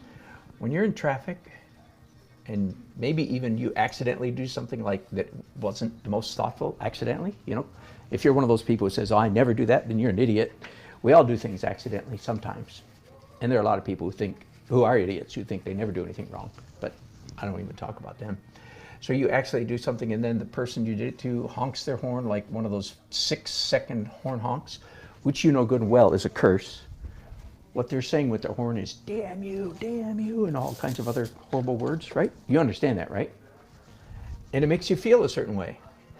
And then when they come up beside you, they have a face of hatred and rage and anger, and they flip you the bird, right? This is standard American behavior. Is it not? Is this not standard American behavior? It is. Here's I'm making a kind of silly point here. That bugs you. Now, some people have trained themselves. Truly, I believe there are some people who have so disciplined themselves, they can literally say, no, it doesn't bother me at all.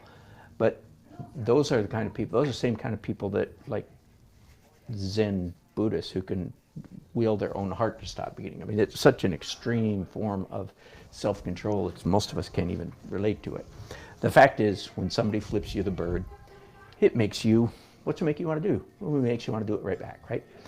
So my point is, even though you might not think that like somebody like Dan Nelson has authority to make your life better or worse, that's not how you feel, because when somebody does that to you in traffic, doggone it, it makes you angry. Why are you angry? Well, because even though you don't like to admit it, what they just did to you impacts you.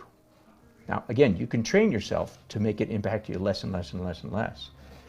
But I think what's happening there is you're actually experiencing an invisible reality. And when another human being curses you, darn it, you feel cursed.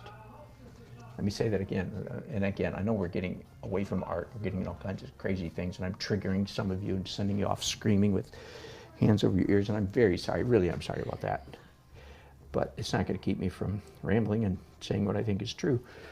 So when somebody curses you, as much as you try to admit it doesn't bother you, it does bother you, and you feel cursed. So by the same token, when somebody blesses you, you can receive that and feel blessed. So when there's somebody that I don't like, I started out like talking about somebody maybe who is a witch or believes in witchcraft. What is my response? Is it to give them the finger? No, quite the contrary. If I'm like Jesus, my response is to bless them, bless their dog, bless their broom, bless their pointy hat. I'm being as silly as I can be and very irreverent. I bless their dog, their grass, their driveway, the siding, the roof on their house, their plumbing, their electricity. Anybody who owns a house knows about all this. I bless their neighbors. I bless their spouse. I bless their family, their kids, their grandparents, their family, their relationships, their friendships. See, and I believe that I actually have authority to do that. And when I do it, it actually has an impact. And you, of course, I mean, a normal naturalist thinks I'm crazy, and that's right. I'm used to being thought of as crazy. You can't follow Jesus very long and not get used to being thought of as a nutcase. That's just the way it is. The one thing as a follower of Christ, and again, usually I don't even get this transparent with you guys, so today's an exception. The one thing that is not available to me is to return evil for evil. Now, that doesn't mean I haven't done it in my life. Are you kidding? You think I'm a perfect Christian? That's a laugh. No. But that's the one thing, path not open to me. If I want to be a real follower of Christ, what do I do? When somebody, what do I do? How do I return? Cursing with blessing, right? And I was just making the point that I think my blessing actually matters. So I bless all of you today, all of my viewers, anybody who's left who didn't run off screaming, because it's just like, he's getting really religious. Of course, you understand too that I would vehemently reject the term religious, even though if you're not a spiritual person, that's the only language you have for it. So I don't blame you, but I'm not religious. Religion is the worst thing on the planet.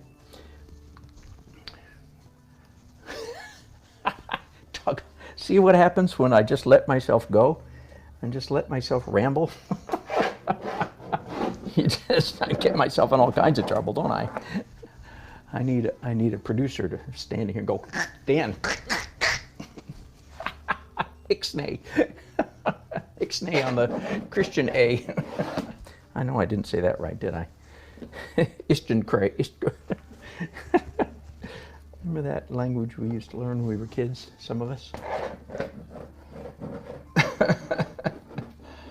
Oh, I really do hope I haven't just triggered a bunch of you and sent you away with your screaming. But it was interesting though, wasn't it? Was it not interesting?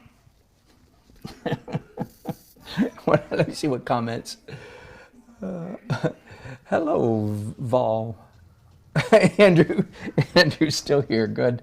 I appreciate your grace. And by the way, I'm absolutely serious about that, right? Christians are not the only ones that are supposed to be gracious.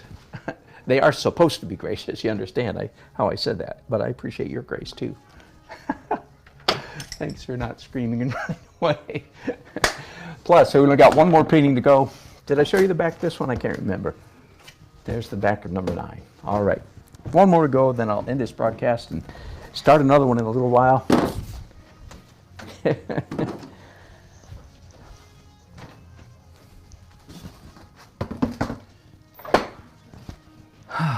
All right. I like that one too. Oh, I didn't. Let me show you the back. So here's number 10. If you buy one painting, you get 2. You get this one for free, so to speak. And you might like this one better, in which case, go for it. Hang this one side out. Otherwise, you have a hidden Dan Nelson original hanging with its face against the wall. Hello, Raymond. Good. I appreciate you guys hanging in there. Pink haze pie. I love it. I come for the art. I stay for the sermon. You guys are being too nice to me. I do appreciate that. And I do usually, by the way, I do sort of try to keep a lid on it because I don't want to do the old, bait and switch. Like you're used to Christians doing the bait and switch. Excuse me, I have a survey for you. Good and well. It's a evangelistic pitch coming your way. I don't really like that approach too much. Hey, all right, you done? Got it? Was it really? Oh man. When I get ready to put it on, I know you probably broadcast one. You know what? Seth might be available. It's about this wide, Yeah? and you can add a little, we could add a little bit of length there. We'll be doing Gotcha. flashing at the same You could do time. it twice? You see Okay, what got it. I'll be done broadcasting here in a little while, and then I'll start another one later, but I will have a break in between, so Why don't you just come down then? I'll probably have the plywood over me. maybe it'll work out that my break will come at the right time. All right. All right. Thanks for your work.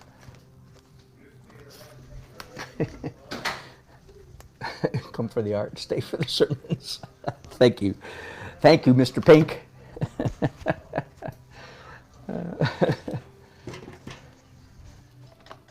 Oh, I was saying I don't, I try to keep a limit because I really don't want to do the old bait and switch, it's ostensibly an art channel. But hey, I'm on broadcast and I'm nearly at 1,000.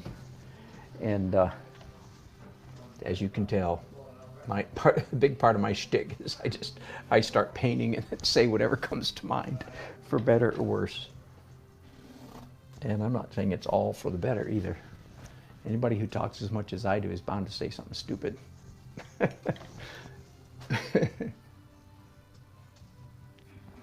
Anybody who says they don't ever say anything stupid is saying something stupid.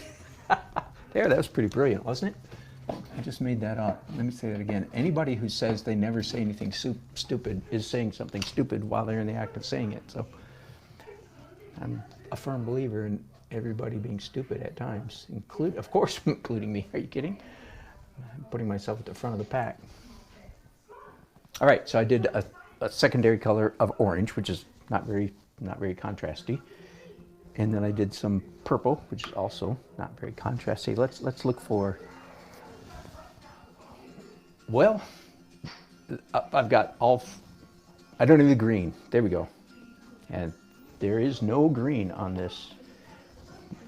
Not even a hint of green, which means, in a sense, I'm violating one of my practices. Not a rule, but a practice. The practice is usually I put on the painting, I only put what's already hinted at. There's already a bit of it there.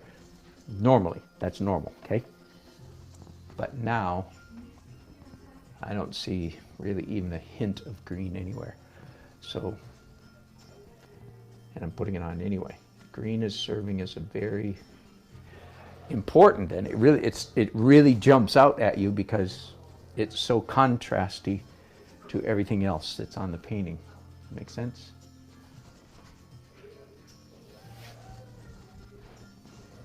There we go. All right, I'm going to call that done. Oh wait, no, I'm not. I'm sorry. I'm done with the painting, but I'm not done. Sorry. I'm going to do some airbrushing.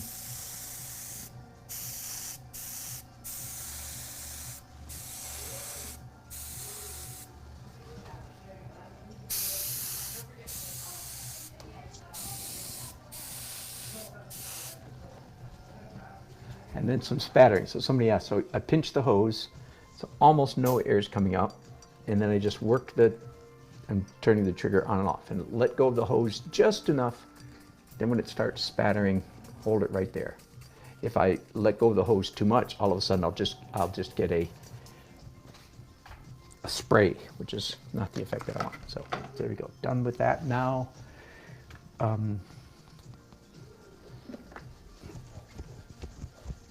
This little tube is actually purple, and I would love it if I could get some purple lines. Here's the downside of this product, these little nozzles. It gets dried inside, little bit gets crystallized, so to speak, inside the bottle, and then doesn't. There we go.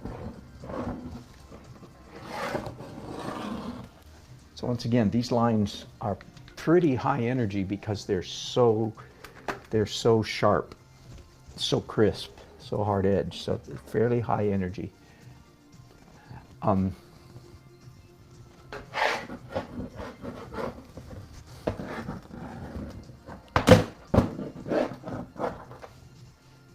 So I've got two. The highest energy is here and here.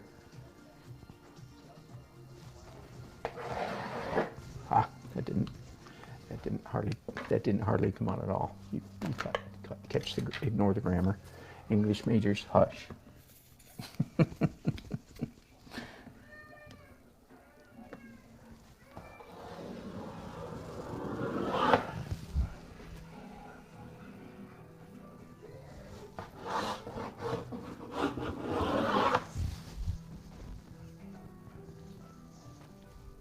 All right, I think I like that. A little bit unusual composition, again, because the energy is up here. So I'm pushing it a little bit. In fact, I'm going to unpush it a little bit.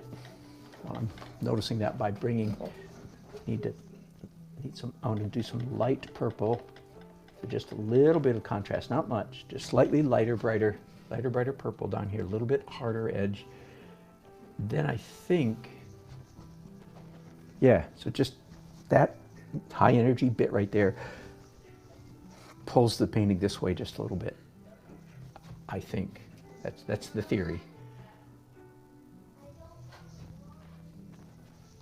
A dot.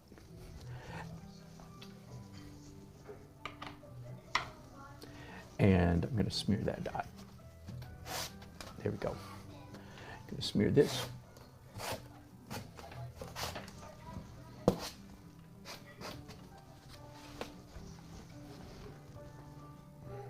And look for a black pencil. Again, a little bit more energy. All right, I think that's good enough.